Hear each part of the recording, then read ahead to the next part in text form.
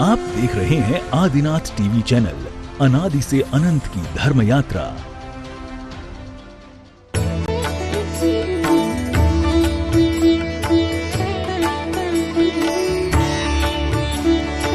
इस कार्यक्रम की प्रसारण पुण्यार्जक हैं श्री राजेंद्र प्रसाद जैन, श्रीमती ममता जैन, श्री प्रशांत जैन, श्रीमती दिव्या जैन, पारस जैन, श्री भरत जैन, श्रीमती सौम्या जैन एवं समस्त परिवार मुंबई निवासी हैं और प्रतिभा स्थली में सेवाएं दे रही हैं। मैं निवेदन करना चाहता हूं कि दीदी तत्वार सूत्र का वाचन करें और हनुमान ताल की हनुमान ताल की कमेटी गुरुजी से निवेदन करने के लिए आई है। जल भगवान के अभिषेक धारा के लिए वो आकर के श्रीफल अर्पित कर रही है।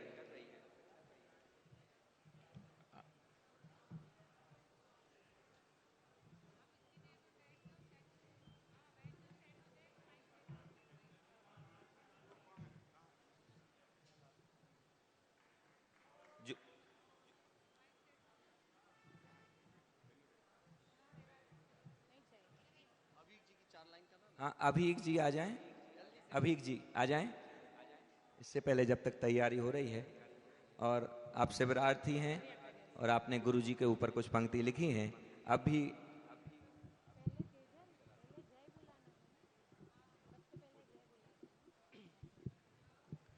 गुरु के बतलाए उपदेशों का नित्य ही जिसने किया वरण, हमको प्रकाश देने वाली सूरज की वो नई किरण। सोचने वाले कुछ भी सोचे, बोलने वाले कुछ बोले, हमसे पूछो हमें पता है, समय शरण है समो शरण। भैया थोड़ा साइड में रखो ना, किताब नहीं दिखती। मैं दीदी से निवेदन करना चाहता हूं कि दीदी वाचना प्रारंभ करें।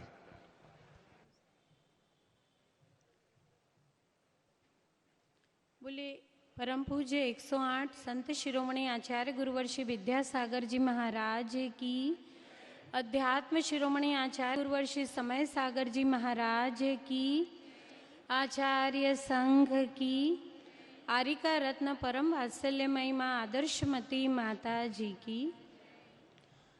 अथ आमनाय स्वाध्याय वेलायाम कायोत्सर्गम करोम्यहम्।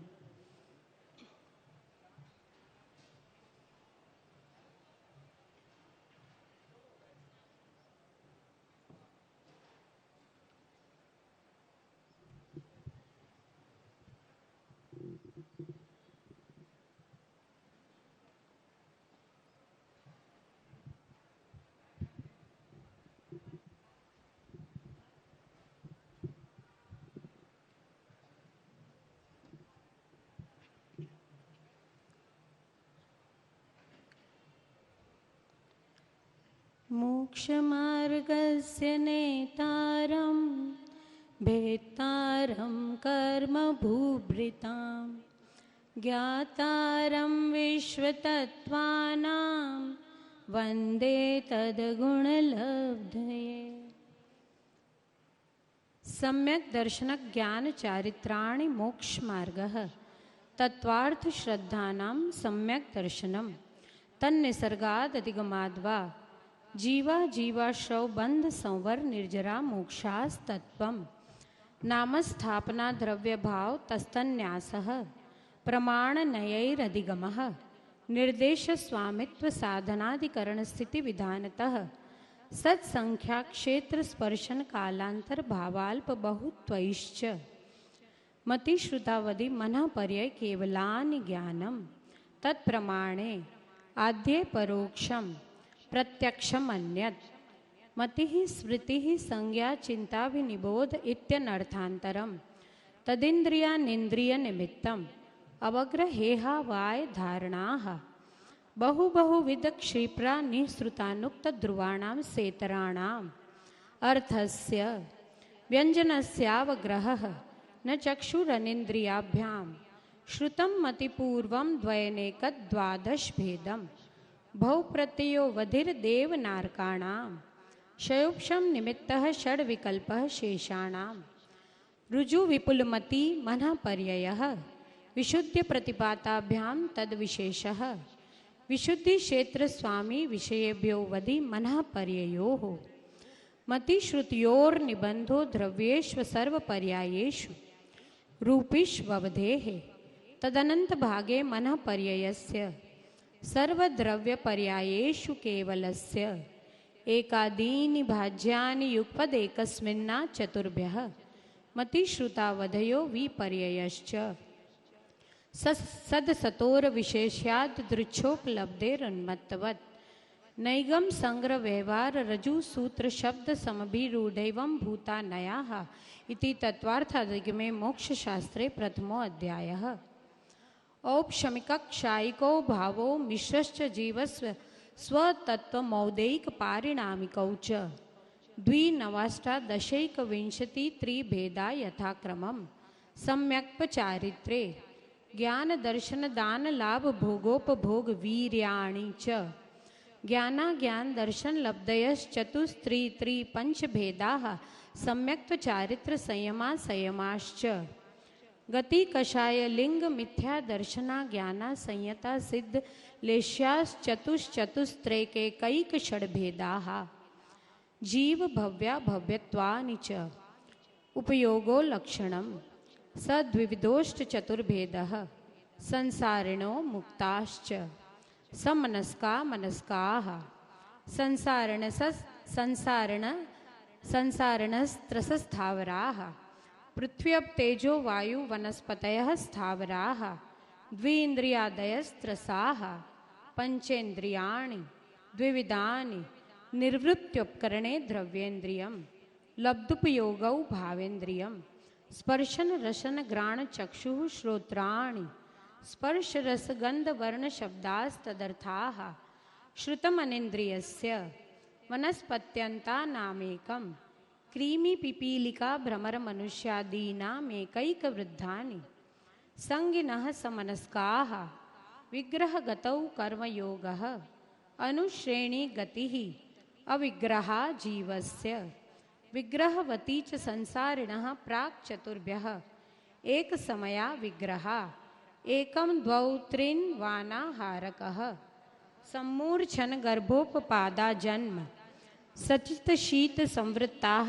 सेतरा मिश्राश् चैकशस्तद्योनयः जरायुजाण्डच पोतानां गर्भः देवनारकाणाम् उपपादः शेषाणां सम्मूर्छनम् औदारिक वैकरिक आहारक तैजस कर्मणानि शरीराणि परम परम सूक्ष्मम् प्रदेश तो संख्ये गुणम प्राक तैजसात् अनंत गुणे परे अप्रतिघाते अनादि संबंधे च सर्वस्य तदादीनि भाज्यानि युगपदेकस्मिन्ना चतुर्भ्यः निरुपभोग मन्त्यं गर्भ समूर्छनज माध्यम औपपादिकं वैक्रीकं लब्धि प्रत्ययञ्च तैजसमपि शुभम विशुद्धम अव्याघाती चाहारकं प्रमत्त संयतस्यैव नारक सम्मूर्छिनो नपुंसकानि न देवाः शेषास्त्रिवेदाः औपपादिक चर्मोत्तम देहा संख्ये वर्षायुषो न पवर्त्यायुषः इति तत्वार्थादिगमे मोक्ष शास्त्रे द्वितीयो अध्यायः। रत्न शर्करा बालुका पंक धूम तमो महातमः प्रभा भूमयो घनाम्बुवाताकाश प्रतिष्ठाः सप्ताधोदः तासु त्रिंशत् पंचविंशति पंचदश दश त्रिपंचोनैक नरकशत सहस्राणि पंचच्चैव यथाक्रमम् नारका नित्या शुभतर लेश्या परिणाम देह वेदना विक्रियाः परस्परोदीरित दुःखाः संक्लिष्टा सूरोदीरित दुःखाश्च प्राक् चतुर्थ्याः तेस्वेक त्रिसप्तदश सप्तदश द्वाविंशति त्रयस्त्रिंशत् सागरोपमा सत्त्वानां परास्थितिः जम्बूद्वीप लवणोदादयः शुभनामानो द्वीप समुद्राः द्विर्विष्कम्भाः पूर्व परिक्षेपिणो वलयाकृतयः तन्मध्ये मेरु नाभिर्वृत्तो योजन सत्सहस्र विष्कम्भो जम्बूद्वीपः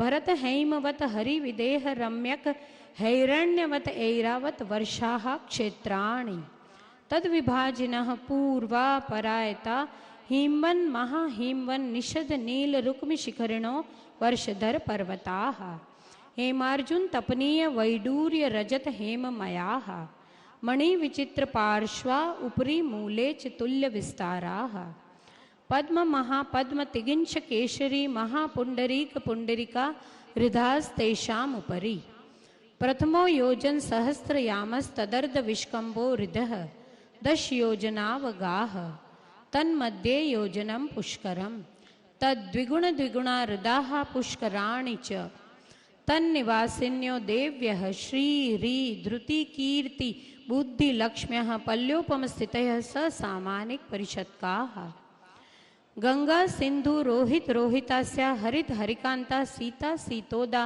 नारी नरकांता सुवर्ण रूप्यकुला रक्ता रक्तोदाः सरितस्तन्मध्यगाः द्वयोर्द्वयोः पूर्वाः पूर्वगाः शेषास्तु परगाः 14 नदी सहस्र परिवृता गंगा सिंधवा दयो नद्यः भरतः षड्विंशति पंच योजन शत विस्तारः षट चैकोन विंशति भागा योजनस्य तद्विगुण द्विगुण विस्तारा वर्षधर वर्षा विदेहान्ताः उत्तरा दक्षिण तुल्याः भरतैरावतयोर्वृद्धिरासो षट समयाभ्याम् उत्सर्पिण्यवसर्पिणीभ्याम् ताभ्याम् अपरा भूमयो वस्थिताः एक द्वि त्रिपल्योपमस्थितयो हैमवतकहारी वर्षकदैव कुर्वकाः तथोत्तराः विदेहेषु संख्येयकालाः भरतस्य विष्कम्भो जम्बूद्वीपस्य 90% द्विर्धातकी खण्डे पुष्करार्धे च प्राङ् मानुष्योत्तरान् मनुष्याः आर्यां म्लेच्छाश्च भरतैरावत विदेहाः कर्मभूम्योऽन्यत्र देवकुरुत्तर कुरुभ्यः नृस्थिति परावरे त्रिपल्योपमांतर मुहूर्ते तिर्यग्योनि जानां च इति तत्त्वार्थाधिगमे मोक्षशास्त्रे तृतीयो अध्यायः देवाश्चतुर्णिकायाः आदितस्त्रिषु पीतान्तलेश्याः दशाष्ट पंच द्वादश विकल्पाः कल्पोपपन्नपर्यन्ताः इंद्र सामानिक त्रायस्त्रिंश पारिषदात्म रक्ष लोकपालानीक प्रकीर्णका भी योग्य किल्विषकाश्चैक्षः त्रायस्त्रिंश लोकपाल व्यर्जा व्यंतर ज्योतिष्काः पूर्वयोर्द्विन्द्राः काय प्रविचारा आ ऐशानात् शेषाः स्पर्श रूप शब्द मनः प्रविचाराः परे प्रविचाराः भवनवासिनो सुरनाग विद्युत सुपर्णाग्नि वातस्तनितो दधि द्वीप दिक्कुमाराः व्यंतराः किन्नर किम पुरुष महोरग गंधर्व यक्ष राक्षस भूत पिशाचाः ज्योतिष्काः सूर्या चंद्रमसौ ग्रह नक्षत्र प्रकीर्णक तारकाश्च मेरु प्रदक्षिणा नित्यगतयो नृलोके तत्कृतः काल विभागः बहिरवस्थिताः वैमानिकाः कल्पोपपन्नाः कल्पातीताश्च उपरि उपरि सौधर्म ईशान सानत कुमार माहेंद्र ब्रह्म ब्रह्मोत्तर लांतव कापिष्ठ शुक्र महाशुक्र सतार सहस्रारेश्वानत प्राणत योरारणाच्युतयोर नवसुग्रेवेयकेषु विजय वैजयंत जयंता पराजितेषु सर्वार्थ सिद्धौ च स्थिति प्रभाव सुख द्युति लेश्या विशुद्धिन्द्रिया वधि विषयतोधिकाः गति शरीर परिग्रहा भीमान तो हीनाः पीत पद्म शुक्ल लेश्या द्वि त्रिशेषेषु प्राग्रैवेक्यभ्यः कल्पाः ब्रह्मलोकालया लौकान्तिकाः सारस्वतादित्य वन्न अरुण गर्दतोय तुषिता व्याबाधा रिष्टाश्च विजयादिषु द्विचर्माः औपपादिक मनुष्येभ्यः शेषास्तिर्यग्योनयः स्थितिरसुर नाग सुपर्ण द्वीप शेषाणां सागरोपमत्रिपल्योपमार्धहीनमिताः सौधर्मेशानयोः सागरोपमे अधिके सानत कुमार माहेंद्र योः सप्त त्रिसप्त नवैकादश त्रयोदश पंचदश भीरधिकानि तु आरणाच्युता दुर्धुमेके केन नवसुग्रीवेयकेषु विजयादिषु सर्वार्थ सिद्धौ च अपरा पल्योपम अधिकम परतः परतः पूर्वा पूर्वानन्तरा नारकाणां च द्वितीयादिषु 10 वर्ष सहस्राणि प्रथमायां भवनेषु च व्यन्तराणां च परापल्योपम अधिकम ज्योतिष्काणां च तदष्टभागो परा लौकान्तिकानाम् अष्टौ सागरोपमाणि सर्वेषाम् इति तत्त्वार्थगमे मोक्षशास्त्रे चतुर्थो अध्यायः।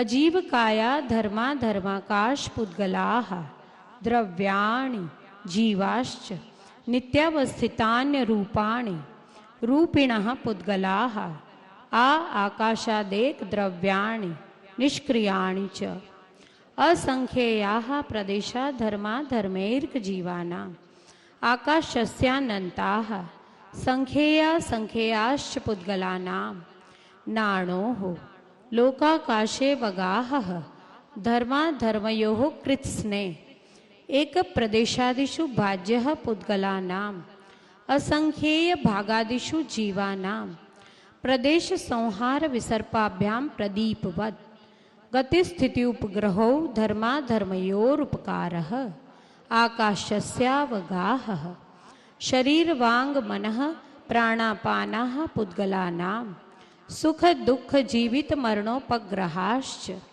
परस्परोपग्रहो जीवानां वर्तना परिणाम क्रिया परत्वा परत्वे च कालस्य स्पर्श रस गंध वर्णवन्तः पुद्गलाः शब्द बंध सूक्ष्म स्थौल्य संस्थान भेद तमश्छाया तपोद्योतवन्तश्च अणवः स्कंधाश्च भेद संघातेभ्यः उत्पद्यन्ते भेदादणुः भेद संघाताभ्यां चाक्षुषः सद्द्रव्य लक्षणम् उत्पाद व्यय द्रव्य युक्तम सत् तद्भावावयं नित्यम् अर्पितानर्पित सिद्धेः स्निग्ध रुक्षत्वात् बंधः न जगन्य गुणानां गुण साम्ये सदृशानां द्वैधिकादि गुणानां तु बंदेधिकौ पारिणामिकौ च गुणपर्यवत् द्रव्यं कालश्च सोऽनन्त समयः द्रव्याश्रया निर्गुणा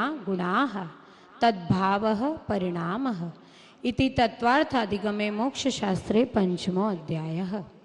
काय वांग मनः कर्मयोगः स आशवः शुभः पुण्यस्य शुभः पापस्य स कषाया कषायोः साम्प्रायिकेर्या पथयोः इंद्रिय कषाया व्रतक्रियाः पंचचतुः पंच पंचविंशति संख्याः पूर्वस्य भेदाः तीव्र मंद ज्ञाता ज्ञात भावाधिकरण वीर्य विशेषेभ्यस् तद्विशेषः अधिकरणं जीवा जीवाः आद्यम समारंभ समारंभारंभ योग कृत कारितानुमत कषाय विशेषैस्त्रिस्त्रिश्चतुश्चैकशः निर्वर्तना निक्षेप संयोग निसर्गा द्विचतुर्द्वित्रिभेदाः परम तत्प्रदोष निर्णव मात्सर्यान्तराय साधनोपघाता ज्ञान दर्शनावरणयोः दुख शोक तापा क्रंदन वद परिदेव नान्यात्म परोभय स्थान्यान्य सद्वेद्यस्य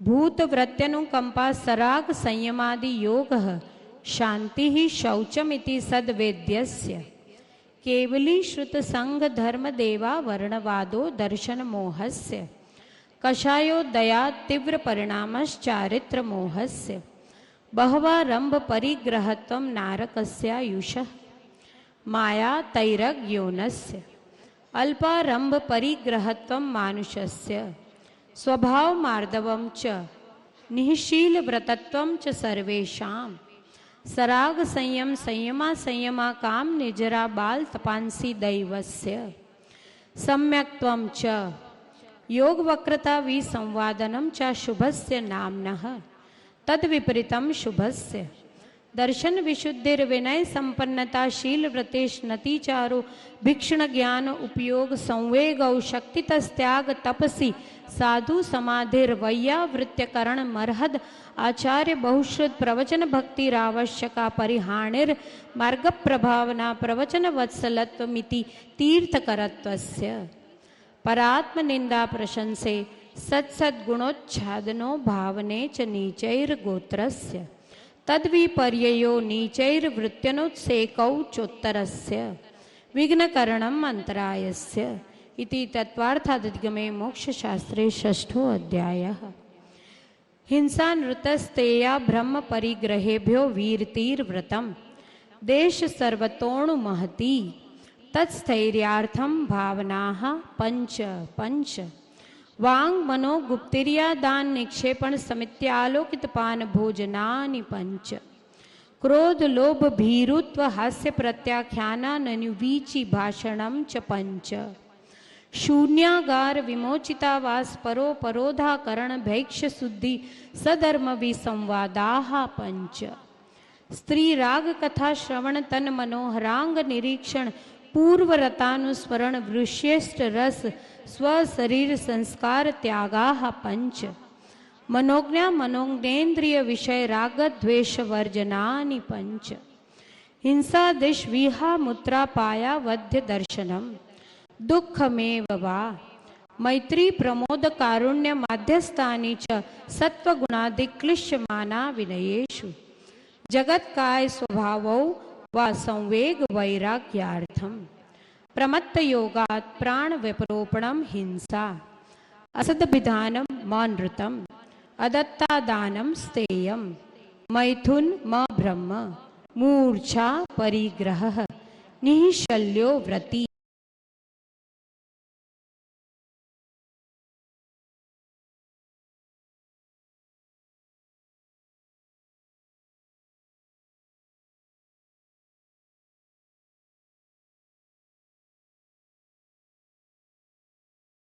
नाम जोशिता शंका कांक्षा विचिकित्सान्य दृष्टि प्रशंसा संस्तवाः सम्यक दृष्टेरतिचाराः व्रतशीलेषु पंच पंच यथाक्रमम् बंधवदच्छेदाति भारारोपणान्न पान निरोधाः मिथ्योपदेश रहोभ्याख्यान कूट लेख क्रिया न्यासापहार साकार मंत्र भेदाः स्तेन प्रयोग तदारुता दान विरुद्ध राज्यातिक्रम हीनाधिक मानोन्मान प्रतिरूपक व्यवहाराः पर विवाह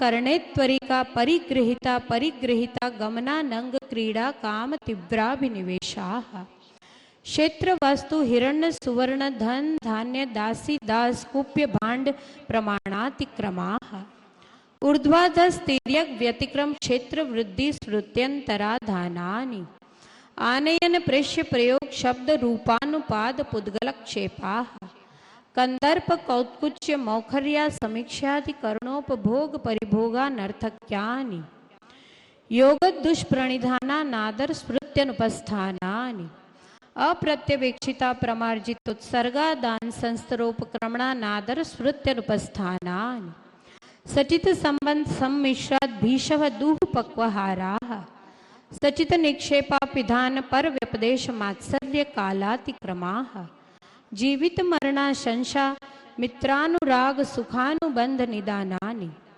अनुग्रहार्थम स्वस्याति सर्गो दानम विधि द्रव्य दात्री पात्र विशेषात् तद विशेषः इति तत्वार्थादिगमे मोक्षशास्त्रे सप्तमो अध्यायः।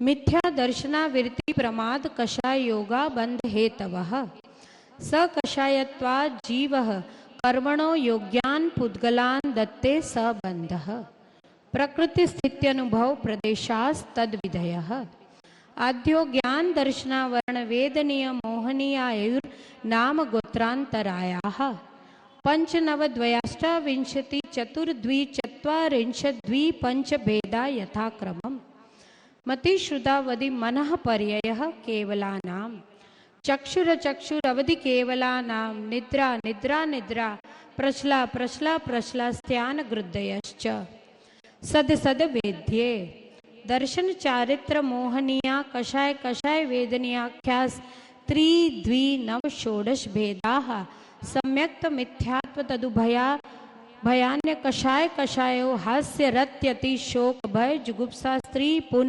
नपुंसक वेदाः अनंतानुबंध्य प्रत्याख्यान संज्वलन विकल्पाश्चैकशः क्रोध मान माया लोभाः नारक तैरग योन मानुष दैवान गति जाति शरीरांगोपांग निर्माण बंधन संघात संस्थान सहनन स्पर्श रस गंध वर्णानुपूर्व गुरु लघुप घात परघाता तपोद्योतो श्वास विहायो गतयः प्रत्येक शरीर त्रस सुभग सुस्वर शुभ सूक्ष्म पर्याप्ति स्थिरा दे यशः कीर्ति सेतराणि तीतकरत्वं च उच्चैर नीचैश्च दान लाभ भोगोपभोग वीर्याणाम् आदितस्तिसॄणाम् अंतरायस्य च त्रिंशत् सागरोपम कोटिकोट्यः परास्थितिः सप्ततिर्मोहनीयस्य विंशतिर्नाम गोत्रयोः त्रयस्त्रिंशत् सागरोपमाण्यायुषः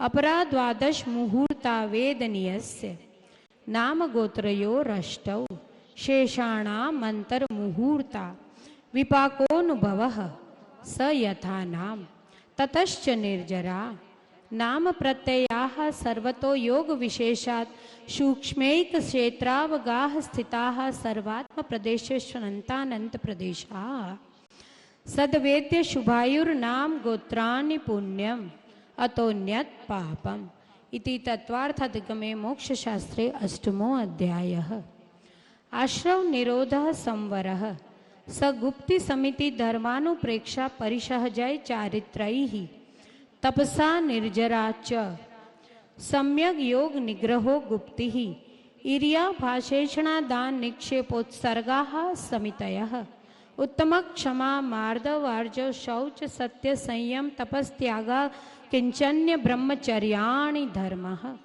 अनित्या शरण संसार एकत्वान्यत्वा शुच्याश्रव संवर निर्जरा लोक बोधि दुर्लभ धर्म स्वख्या तत्वानुचिंतन मनुप्रेक्षाः मार्गाच्चवन निर्जरार्थम परिषोडव्याः परिशहाः शुद्ध पिपासा शीतोष्ण दंश मशक नाग्न्या रति स्त्री चर्या निषद्या शय्या क्रोश वध याचना लाभ रोग तृण स्पर्श मल सत्कार पुरस्कार प्रज्ञा ज्ञान दर्शनानि सूक्ष्म सांप्राय छदमस्त वीत राग योश चतुर्दश एकादश जिने बादर सांप्राये सर्वे ज्ञाना वर्णे प्रज्ञा ज्ञाने दर्शन मोहांतरायोर दर्शना लाभौ चारित्र मोहे नाग्न्या रति स्त्री निषद्या क्रोश याचना सत्कार पुरस्काराः वेदनीये शेषाः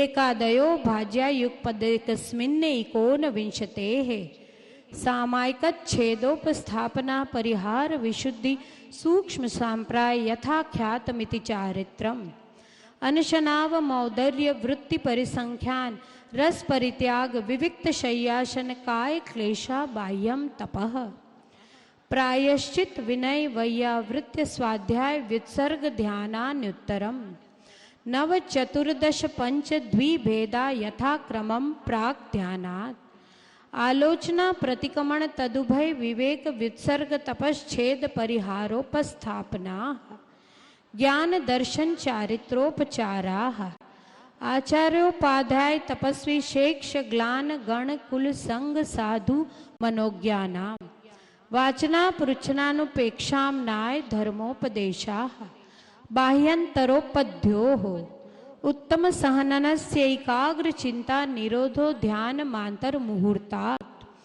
आर्द्र रौद्र धर्म्य शुक्लानि परे मोक्ष हेतु आर्तम मनोज्ञस्य संप्रयोगे तद्विप्रयोगाय स्मृति समन्वाहारः विपरीतं मनोज्ञस्य वेदनायाश्च निदानं च तदवीरत देश वीरत प्रमत्त संयतानां हिंसा नृतस्तेय विषय संरक्षणेभ्यो रौद्रमविरत देश विरतयोः आज्ञापाय विपाक संस्थान विजयाय धर्म्यम् शुक्ले चाद्ये पूर्वविदः परे केवलिनः पृथक्केकत्व वितर्क सूक्ष्म क्रिया प्रतिपाति व्युपरत क्रिया निवर्तीनि त्रेक योग काय योगा योगाना एकाश्रये सवितर्क विचारे पूर्वे अविचारम द्वितीयम वितर्कः श्रुतम विचारोर्थ व्यंजन योग संक्रांति सम्यक दृष्टि श्रावक वीरतानंत वियोजक दर्शन मोह शपकोप शमकोप शांत मोह शपक क्षीण मोह जिनाह क्रमशो संख्येय गुण निर्जराह पुलाक वकुश कुशिल निर्ग्रंथ स्नातका निर्ग्रंथाः संयम श्रुत प्रतिसेवना तीर्थ लिंग लेशोपपाद स्थान विकल्पतः साध्याः इति तत्वार्थादगमे मोक्ष शास्त्रे 9मो अध्यायः। मोहक्षयात् ज्ञान दर्शना वर्णांतराय क्षयाच्च केवलम बंध हेत्व भाव निर्जराभ्यां कृत्स्न कर्म विप्रमोक्षो मोक्षः औपशमिकादि भव्यत्वानां च अन्यत्र केवल सम्यक्त्व ज्ञान दर्शन सिद्धत्वेभ्यः तदनंतर मूर्ध्वं गच्छत्या लोकांतात् पूर्व प्रयोगात् दसंगत्वात् बंध छेदात् तथा गति परिणामाच्च आवित्य कुलाल चक्रवद व्यपगत लेपा लांबुवद एरंड बीजवद अग्निशिखावच्च धर्मास्तिकाया भावात् क्षेत्र काल गति लिंग तीर्थ चारित्र प्रत्येक बुद्ध बोधित ज्ञानावगाहनांतर संख्याल्प बहुत्वतः साध्याः इति तत्वार्थादगमे मोक्ष शास्त्रे 10मो अध्याय। नमो नमः। अक्षर पद अक्षर मात्र पद अक्षर मात्र पद स्वरहीनम व्यंजन संधि विवर्जित रेफम साधुभिरत्र मम शमितव्यम को न विमुह्यति शास्त्र समुद्रे दशाध्याये परिच्छिन्ने तत्वार्थे पठिते सति फलं स्यादुपवासस्य भाषितं मुनिपुंगवै तत्वार्थ सूत्रकर्तारं गृद्धपिच्छोपलक्षितं वन्दे गणेन्द्र संजात उमा स्वामी मुनीश्वरम। बोले आचार्य परमेष्ठी उमा स्वामी महाराज की जय। आचार्य गुरुवर श्री समय सागर जी महाराज की जय। उदक चंदन तंदुल पुष्प कई चर सुदीप सुधूप फलार्घ कई धवल मंगल गान रवा कुले जिन ग्रहे जिन सूत्र महम यजे। ओम ह्रीम उमा स्वामी आचार्य उमा स्वामी विरचित तत्वार्थ सूत्र सदस्याध्यायभ्यो अनर्घ पद प्राप्त अर्घ्यम निरपामि ते भावों की निर्मल सरिता में अवगाहन करने आया हूँ सबका सारा दुख दर्द हरो यह अर्घ भेंटने लाया हूँ।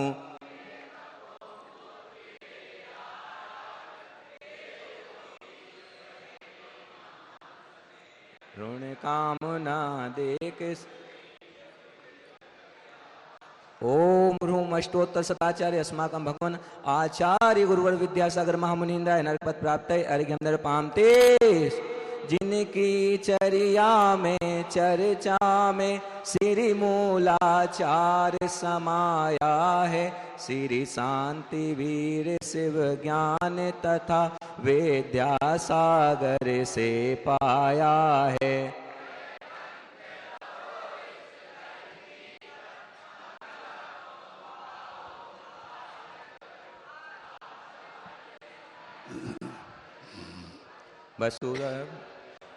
ओम ह्रूम अष्टोत्तर शताचार्य साक्षात विराजमान आचार्य श्री समय सागर महामुनीन्द्राय अनर्घ पद प्राप्त अर्घ्यम निरपामि ते। आज प्रतिभा स्थली से बाल ब्रह्मचारिणी दीदी प्रीति दीदी जो यूनिवर्सिटी टॉपर रह चुकी हैं उन्होंने तत्वार्थ सूत्र का वाचन किया। जोरदार तालियों के साथ दीदी की अनुमोदना करें। और अमित भैया देखिए आज हमारे बीच में एक ऐसी विभूति आई है जिन्होंने पूर्व में वीर गोमटेशा फिल्म बनाई जिसे हमने थिएटर में देखा और पूरे भारतवर्ष के श्रद्धालुओं ने थिएटर में देखा। इस वर्ष उन्होंने श्री महावीर जी मूवी जब बनाई तो उनके अंदर एक ही संकल्प था कि इस मूवी का पहला प्रदर्शन वहां होगा जहां आचार्य भगवान गुरुदेव श्री समय सागर जी महामुनिराज विराजमान होंगे। और उन्होंने कहा इसका प्रदर्शन किसी थिएटर में उस शहर में नहीं होगा, ना टिकटें उसकी बेची जाएंगी, बल्कि गुरुदेव जिस परिसर में विराजमान होंगे उसी परिसर में शहर के सारे श्रद्धालु एक साथ बैठ करके उस मूवी को देखेंगे। तो ऐसा व्यक्तित्व हमारे बीच उपस्थित हैं डायरेक्टर महोदय शशांक जी, जो इंदौर के निवासी हैं और मुंबई में भी निवास करते हैं, आज हम सबके बीच उपस्थित हैं। गुरु चरणों में श्रीफल समर्पित करेंगे और ऐसे व्यक्तित्व का अभिनंदन और स्वागत भी हम सभी लोग करेंगे। आए शशांक जी गुरु चरणों में श्रीफल समर्पित करके शुभाशीष प्राप्त करेंगे। ऊपर आ जाएं आप। और डॉक्टर सुभाष शाही जी, राजेंद्र जी वास्तु शास्त्री हमारे बीच उपस्थित हैं। चक्रेश मोदी जी, उनका अभिनंदन स्वागत करेंगे। अनिल जी गुड्डा साहिब, शैलेश आदिनाथ जी आ जाएं, मनीष नेता जी, पवन जी LIC आकर अभिनंदन करें और स्वागत करें ऐसे विभूति का। लीजिए। आज शशांक जी साहेब जैन समाज का जाना पहचाना नाम है और अनेक क्षेत्रों को मूवी के माध्यम से, फिल्मों के माध्यम से हर व्यक्ति के मानस में जीवंत करने का काम ये कर रहे हैं। जब इनका सम्मान हो तो जोरदार तालियों के माध्यम से हो। और रात्रि 9 बजे इसी परिसर में जब ये मूवी यहाँ पर दिखाई जाएगी, ये फिल्म यहाँ दिखाई जाएगी, तो पूरा शहर जबलपुर इसी परिसर में एकत्रित रहेगा। ये अभिनंदन होता हुआ शशांक जी साहेब का और आपकी तालियों के स्वर संपूर्ण परिसर में गुंजारित होते हुए अब 10 सेकंड में उस शिवरार्थी भैया की बात करूं जिन्होंने 10 उपवास किए दर्शन जैन सागर से। उन्होंने 5 छोटी छोटी पंक्तियां लिखी हैं, उसे सुनिएगा। ना था मैं कुछ, ना कुछ मुझ में था। और शिवरार्थियों के लिए ये समय कब निकल गया, शरण आया था मैं समय सागर जी की, अब लगता है जैसे वक्त समूह शरण में निकल गया, वक्त समूह शरण में निकल गया। हम सभी लोग आचार्य भगवंत गुरुदेव श्री समय सागर जी महामुनिराज के चरणों में नमोस्तु सहित निवेदन करेंगे कि तत्वार्थ सूत्र की व्याख्या करने की अनुकंपा करें। नमोस्तु गुरुदेव। अथ अपराणिक स्वाध्याय वेलायाम श्रीमद् श्रुत भक्ति कायु सर्गम करोमि।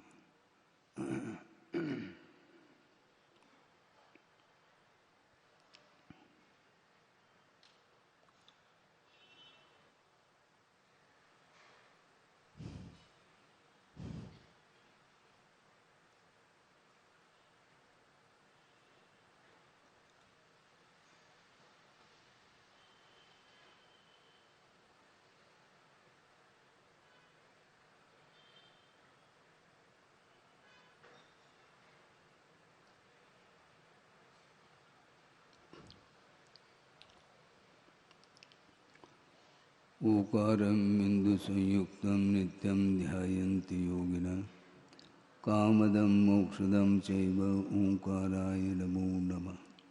अविरल शब्द गणौग प्रक्षालित सकल भूतल कलंका मुनिविर्पाशुद तीर्था सरस्वती रत्नो दुरितम् अज्ञानतिमिरान्धानां ज्ञानाञ्जनशलाकया चक्षुरुन्मीलितं येन तस्मै श्रीगुरुवे नमः।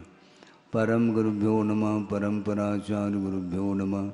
सकल कलुषविध्वंसकं श्रेयसां परिवर्धकं धर्म संबंधकं भव्य जीवमन प्रतिबोधकारकमिदं शास्त्रं श्री तत्वार्थ सूत्र नाम ध्येयम। अस्य मूल ग्रंथकर्तार श्री सर्वज्ञदेवाः तदुत्तर ग्रंथकर्तार श्री गणधरदेवाः प्रतिगणधरदेवाः तेषां वचोनुसारमासाद्य श्रीमद् आचार्य प्रवर श्री उमा स्वामी देवैर्विर्जितं मंगलम भगवान वीरो मंगलम गौतमो वने मंगलम कुंदकुंदाद्यो जैन धर्मोस्तु मंगलम सर्वमंगलमांगल्यम सर्वकल्याणकारकं प्रधानं सर्वधर्माणां जैनं जैतुशासनम् कोटिशतं द्वादशैव कोटो लक्षाणि शेतेस्त्रिदिकानि चैव पञ्चाशदष्टोच सहस्रसङ्ख्यामेतत्श्रुतं पञ्चपदं नमामि। अर्हन्तभासयत्तं गणहरदेवेः गन्त्वयं सम्मं प्रणमामि भक्तियुक्तो सुगुणानमहो वहिं शिरसा इच्छामि बन्ते सुधभक्ति कामसुकोदसालोचे अंगुवंग पैनय पाउड़य परियम सुत्त प्रमाणवोग पूगय चूलिया चेव सुत्तथय थुदम कायम सैनिचकल मंचे में पूजे में वंदा में नमुंसामि दुख कहो कम कहो भोइलाओ सुगय गमनम समाय मरणम जनगुण संपत्ति होद मध्यम अथ अपराणिक स्वाध्याय वेलायां श्रीमदाचार्य भक्ति कायो सर्गम करोमि।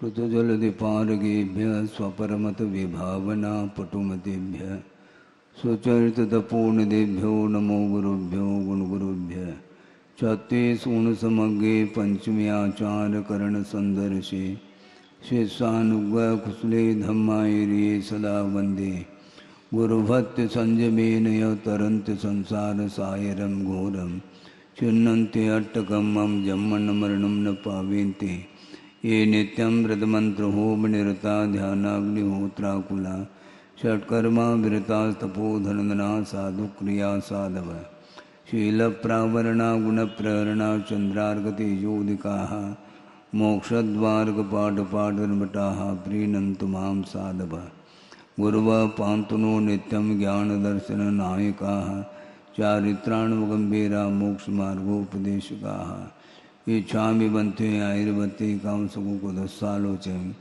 समनान समुदंसन संसर्जुत्वानं पंचव्याचाराणाम् आयुर्यानम् आयारादे स्मरानुपदेशानुम् उवज्झायानं तिरयनगुणपालयानं सौसानं सैनिचकलमञ्चे मे पूजे मे वन्दामि नमुंसामि दुःखकौकमकौ भूविलाओ सुगै गमनं समाय मरणं जनगुणसम्पत्ति होदमज्जम् मोक्षमार्गस्य नेतारं भेतारं कर्मभूव्रतां ज्ञातारं विश्वदत्मानां वन्दे तद्गुणलब्धये।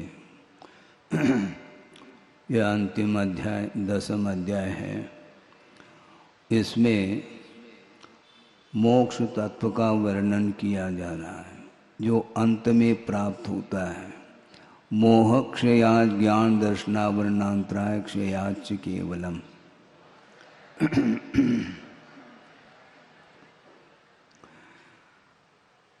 मोक्ष जो प्राप्त होता है वह केवल ज्ञान पूर्वक प्राप्त होता है। इसलिए इस सूत्र में मोक्ष का स्वरूप नहीं बताया, किंतु केवल ज्ञान की उत्पत्ति कैसे होती है, किन कारणों से होती है, उसका इस सूत्र में उल्लेख किया है। मोहनी कर्म के क्षय से और इसके पश्चात ज्ञानावरणी दर्शनावरणी और अंतराय कर्म के क्षय से केवल ज्ञान प्रकट होता है। पूज्यपाद स्वामी ने ये सूत्र की व्याख्या करते हुए पूर्व पक्ष बनाया है। इसलिए बनाया है कि इस सूत्र में 2 बार क्षय शब्द का प्रयोग आया है। एक बार तो क्षय शब्द का प्रयोग मोह क्षयात, यहाँ पर एक बार क्षय शब्द का प्रयोग किया, फिर बाद में ज्ञान दर्शना वर्णांतराय क्षयात च केवलम, इस प्रकार 2 बार क्षय शब्द का प्रयोग किया और च शब्द का भी प्रयोग किया है। इसलिए पूर्व पक्ष ये बनाया है कि इस सूत्र को और लघु किया जा सकता है, जिसके कारण 2 बार क्षय के प्रयोग करने की आवश्यकता नहीं पड़ती और चकार का भी प्रयोग करने की आवश्यकता नहीं होती। इस प्रकार पूर्व पक्ष किया है, किंतु उसका उत्तर ये दिया है लघु तो हो सकता है। यदि लघु करेंगे तो कैसा होगा? मोह ज्ञान दर्शनावरणांतराय क्षयात केवलम, न चकार की आवश्यकता पड़ती न दोबारा क्षय शब्द का प्रयोग करने की कोई आवश्यकता पड़ती, किंतु सिद्धांत की अपेक्षा से 2 बार क्षय का प्रयोग करना अनिवार्य इसलिए हो रहा है कि कर्मों का जो क्षय होता है केवल ज्ञान को प्रकट करने की अपेक्षा, वह सर्वप्रथम मोहनी कर्म का क्षय होता है। मोहनी कर्म के क्षय होने के उपरांत एक साथ ज्ञानावरण, दर्शनावरण और अंतराय कर्म का एक साथ क्षय होता है।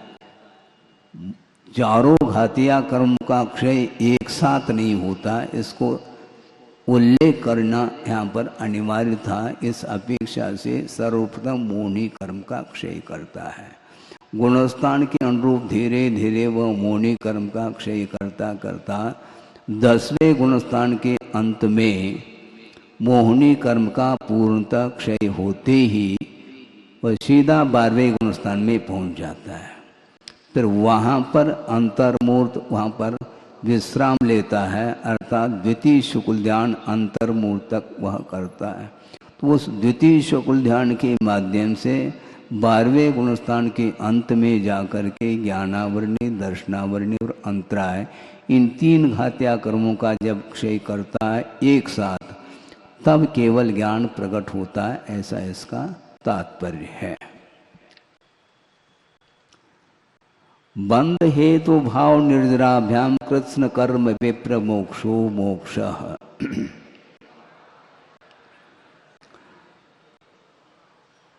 केवल ज्ञान प्रकट होते ही उन्हें अनंत अवस्था प्राप्त होती है, लेकिन अनंत अवस्था प्राप्त होने के उपरांत भी मान लो पूर्व कोटि की उम्र है और 8 साल अंतर्मूर्त के उपरांत रत्नत्रय को अंगीकार जिसने कर लिया है और वह अंतर्मूर्त में उन्हें केवल ज्ञान प्राप्त हो सकता है, इसमें बाधा तो है ही नहीं। तो 8 साल अंतर्मूर्त के उपरांत रत्नत्रय के माध्यम से अंतर्मूर्त में केवल ज्ञान प्रकट कर लिया और वह इतना समय कम कर लो और पूरा का पूरा एक पूर्व कोटि वर्ष तक वह अरहंत अवस्था में ही रहेंगे, वे भगवान विहार आदि करते रहेंगे। और संपूर्ण कर्म का जब क्षय होता है उस समय उन्हें निर्वाण का लाभ होता है। इसलिए मोक्ष का स्वरूप क्या है, इसको यहाँ पर दूसरी सूत्र के माध्यम से स्पष्ट कर रहे हैं। बंध हेतु भाव निर्जराभ्याम कृष्ण कर्म विप्र मोक्षो मोक्षः।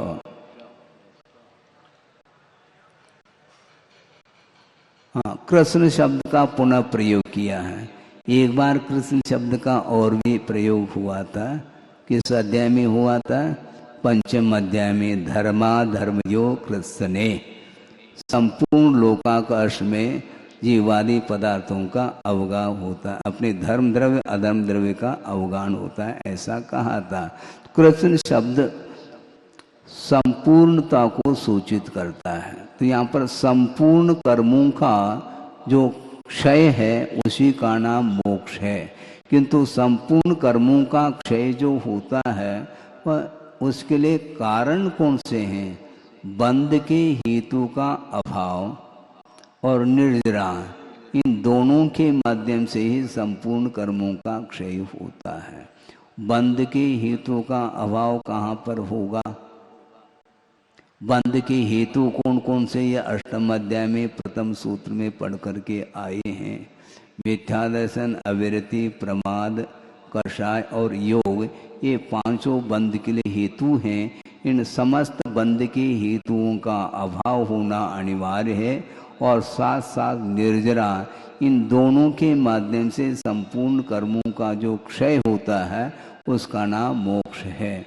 किसी ने जिज्ञासा रखी थी गुरुदेव के सामने कि महाराज बंध की हेतु का अभाव और निर्जरा, ये सूत्र लंबा हो रहा है, इसलिए संवर निर्जराभ्याम कृष्ण कर्म विप्र मोक्षो मोक्ष ऐसा कह देना चाहिए।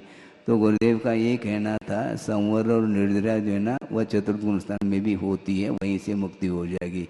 बिना संयम के मोक्ष चाहो क्या? चतुर्थ गुण स्थान में भी 41 प्रकृति का संवर हो रहा है और निर्जरा भी हो रही है कर्मों की, किंतु उस संवर और निर्जरा के माध्यम से यदि मोक्ष हो जाए तो संयम को अंगीकार करने की आवश्यकता ही नहीं पड़ती। किंतु गुणस्थान क्रमशः वह आगे बढ़ता बढ़ता संपूर्ण रूप से बंध के कारणों का जब अभाव कर लेता है तो लास्ट में जाकर के 13वें गुणस्थान में योग का अभाव होता है अंत समय में। तब कहीं जाकर के वह अनंत अवस्था होती है। उसके बाद भी वह 14वें गुणस्थान में शेष जो सत्तागत कर्म हैं उनकी जब पूर्णतः निर्जना होती है तब वह संपूर्ण कर्मों का क्षय माना जाता है, तब मोक्ष की प्राप्ति होती है।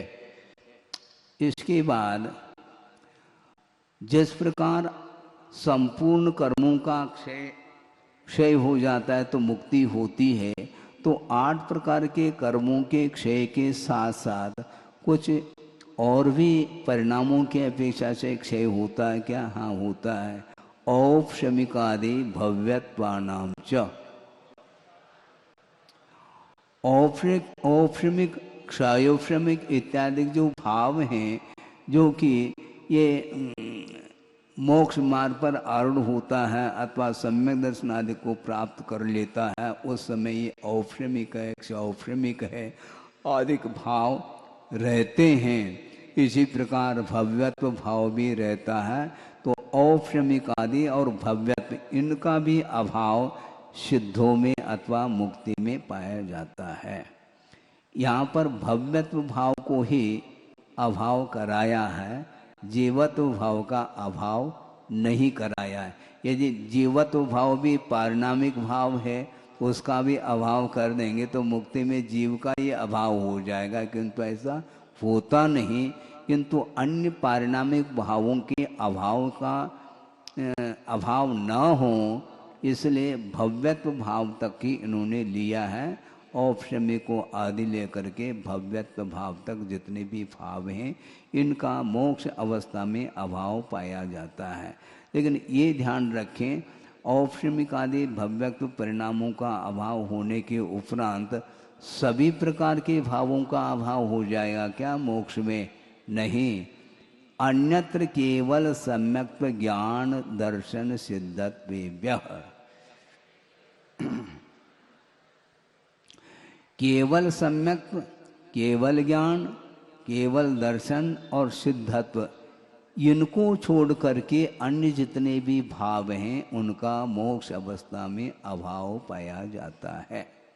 अब पुनः प्रश्न ये उठता है, केवल सम्यक्त्व, केवल ज्ञान, केवल दर्शन और सिद्धत्व इनका सद्भाव तो हो जाएगा, तो ऐसी स्थिति में अनंत वीर है, अनंत सुख है, इनका भी अभाव हो जाएगा क्या?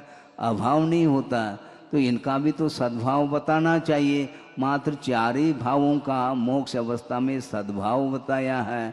तो आचार्यों का ये कहना है जहाँ पर केवल ज्ञान और केवल दर्शन आदि हैं वहाँ पर अनंत वीर अपने आप ही सिद्ध होता है, क्योंकि जिसके पास अनंत शक्ति प्रकट नहीं हुई है वह कभी भी उसके पास अनंत ज्ञान यानी अनंत पदार्थों को जानना ये संभव नहीं हो सकेगा।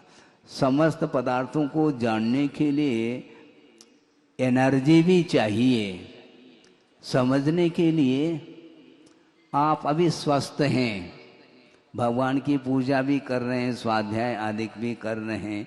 यदि मान लो स्वस्थ अस्वस्थ हो गए मान लो और 10-15 दिन महीना भर मान लो बुखार से आप ग्रस्त हो गए, तो उस समय नमोकार मंत्र अपने मुख से निकालना भी मुश्किल हो जाता है। क्या नमोकार मंत्र का ज्ञान नहीं है क्या?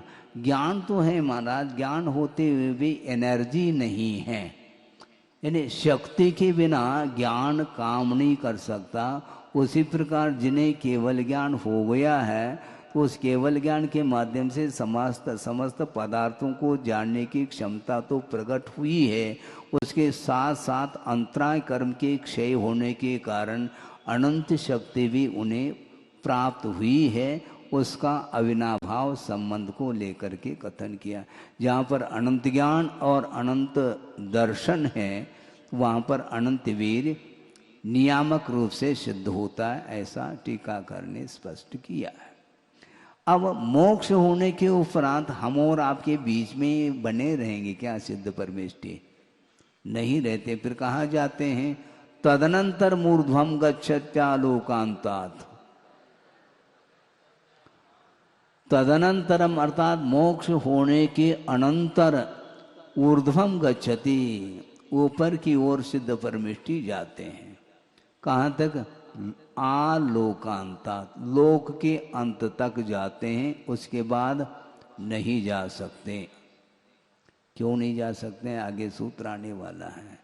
लोक के अंत तक जाकर के विराजमान होते हैं। ये ऊपर की ओर क्यों जाते हैं? जिस प्रकार संसार दशा में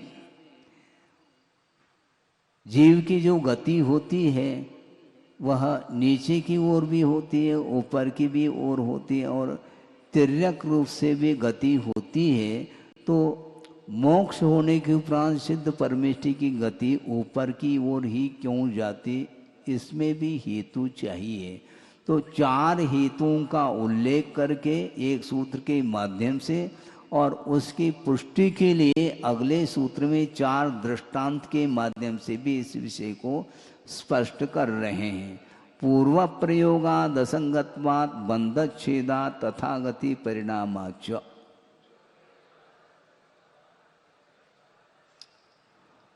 पूर्व प्रयोग यानी शुद्ध अवस्था होने के पूर्व में कई बार सिद्धत्व को प्राप्त करने के लिए अथवा मोक्ष प्राप्त करने के लिए पुरुषार्थ किया है, प्रयत्न किया है।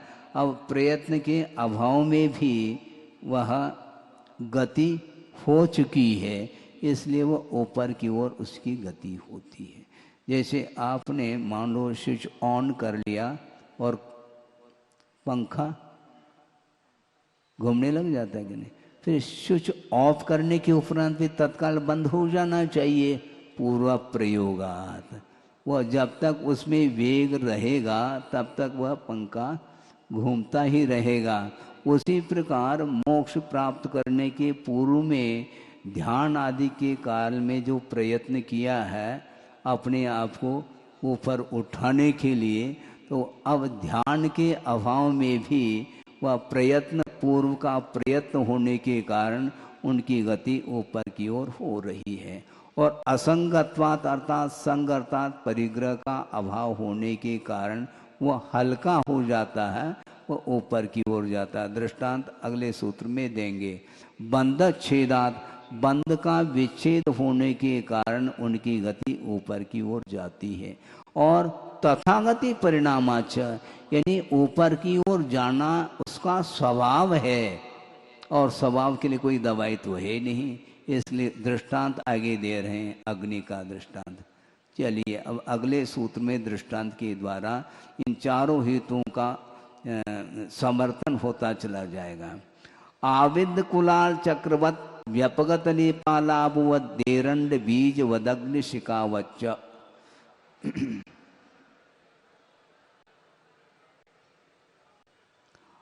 आविद कुलाल चक्रवत, वत जो प्रयोग आता है वह जैसे समान के अर्थ में, जिस प्रकार आविद कुलाल चक्र यानी कुलाल बोलते हैं कुम्हार को, कुम्हार के द्वारा घुमाए गए चाक के समान। कुम्हार ने डंडे के माध्यम से उस चाक को घुमाया है, और घुमाना बंद करने के उपरांत भी पूर्व की गति के कारण वह चाक घूमता ही रहता है। उसी प्रकार यहाँ पर पूर्व प्रयोगात, पहले हमने प्रयत्न किया है और प्रयत्न का अभाव होने के उपरांत भी पूर्व के संस्कार के कारण वह आत्मा ऊपर की ओर जा रही, इसके लिए उन्होंने उदाहरण दे दिया। और व्यापगत लेप अलाभवत, अलाम्बू नहीं बोलते हैं, कई लोग अलाम्बू का उच्चारण करते हैं, अलाबू अर्थात तुम्बी, व्यापगत लेप अलाभवत, वो तुम्बी है जिसके ऊपर लेप मिट्टी का किया गया है, और उसको यदि पानी में छोड़ देते हैं तो पानी के तल तक वह तुम्बी पहुंच जाती है। और उस पानी के कारण वह लेप जो है जैसे जैसे वह दूर हो जाए तो वह पुनः तुम भी ऊपर की ओर आती है, ये स्वभाव है उसका।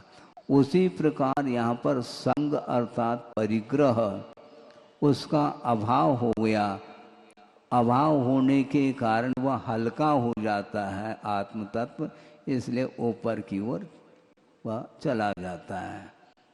एरंड बीजवत, तीसरा उदाहरण ये है कि एरंड का पेड़ होता है और उसमें फल लगते हैं और फल के अंदर बीज भी होते हैं एरंड के, किंतु जब तक वह एरंड का फल आर्द्रीभूत रहता है यानी गीला रहता है तब तक वह उसका कवच बंद रहता है, उसके अंदर बीज रहते हैं। किंतु वह एरंड का फल जैसे जैसे सूखता चला जाता पूर्ण रूप से धूप के माध्यम से वह सूख जाता है तो वह कवच खुल जाता है, तो एरंड का बीज उसमें से ऊपर की ओर वह उचट करके ऊपर की ओर चला जाता। उसी प्रकार बंध का विच्छेद हुआ, कर्म बंध का विच्छेद होते ही उसका स्वभाव है ऊपर की ओर जाना। और तथागति परिणामाचर्य जो सूत्र दिया था हेतु की अपेक्षा से अग्नि की जो लो है, दीपक की लो, वह ऊपर की ओर जाती है। कब? जब वह निर्वात प्रदेश में रख दें, हवा के अभाव में उसकी जो लो है वह ऊपर की ओर जाती। क्यों ऊपर की ओर जाना? उसका स्वभाव है। तथागति परिणाम, ऊपर की ओर जाना ही उसका स्वभाव है, अग्निशिखा के समान। उसी प्रकार मुक्त होने के उपरांत वह जीव लोक के अंत तक वह ऊर्ध्व गति कर लेता है। फिर गति जब वो स्वभाव है और ऊपर की ओर जाना, तो अनंत आकाश है, लोकाकाश के ऊपर क्यों वह ठहर गए? वहाँ पर कोई स्टेशन है क्या है? जैसे बस स्टैंड है, वहाँ पर बस खड़ी हो जाती।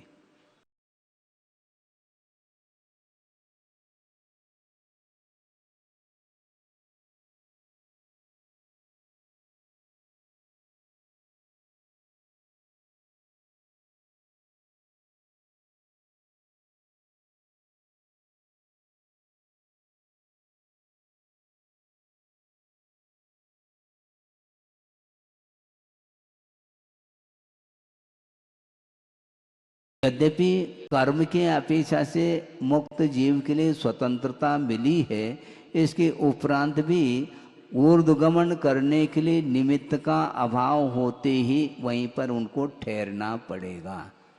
धर्मास्तिकाया भावात, धर्मास्तिकाय का अभाव है। कहाँ पर?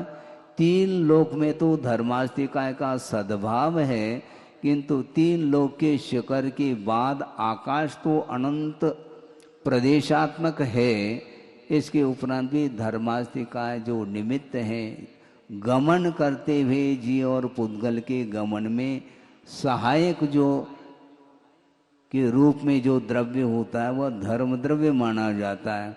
ट्रेन चल रही है किंतु पटरी के ऊपर चलती है और पटरी का अभाव हो जाए तब भी ट्रेन चलेगी क्या? बोलो, नहीं जा सकते क्योंकि निमित्त का अभाव हो गया। उसी प्रकार धर्मास्तिकाय का अभाव। अब देखो, इससे बहुत अच्छा एक विषय पुष्ट हो जाता है। कई लोगों की धारणा है एक द्रव्य दूसरे द्रव्य के लिए कुछ नहीं कर सकता, वो निमित्त को स्वीकारना ही चाहते हैं, निमित्त को स्वीकारना नहीं चाहते हैं। और मुक्तागिरी की बात हमें बात याद आ गई। एक विद्वान ने ही कहा कि महाराज आपकी धारणा क्या है, बताओ किस विषय में? निमित्त के विषय में। मैं बाद में बताऊंगा, तुम बताओ। महाराज एक द्रव्य दूसरे द्रव्य के लिए कोई निमित्त नहीं बनता। ठीक है, आप अपनी धारणा बताओ महाराज। आचार्य महाराज 2 मिनट तक मौन ही रह गए। तो उन्होंने पूछा, क्यों महाराज, आप नहीं बताना चाहते हैं क्या? अच्छा, तुम्हारी जो जिज्ञासा है उस जिज्ञासा का समाधान मैं कर सकता हूं? क्यों नहीं कर सकते? इसी का नाम तो निमित्त है। आपने जिज्ञासा रखी और उसका मैं समाधान दे रहा हूं, इससे स्पष्ट है आपने निमित्त को स्वीकार कर लिया। एक द्रव्य दूसरे द्रव्य के लिए कोई सहयोग नहीं दे सकता। ये कितना इस कार्यक्रम के प्रसारण पुण्यार्जक थे श्री राजेंद्र प्रसाद जैन, श्रीमती ममता जैन, श्री प्रशांत जैन, श्रीमती दिव्या जैन, पारस जैन, श्री भरत जैन, श्रीमती सौम्या जैन एवं समस्त परिवार मुंबई।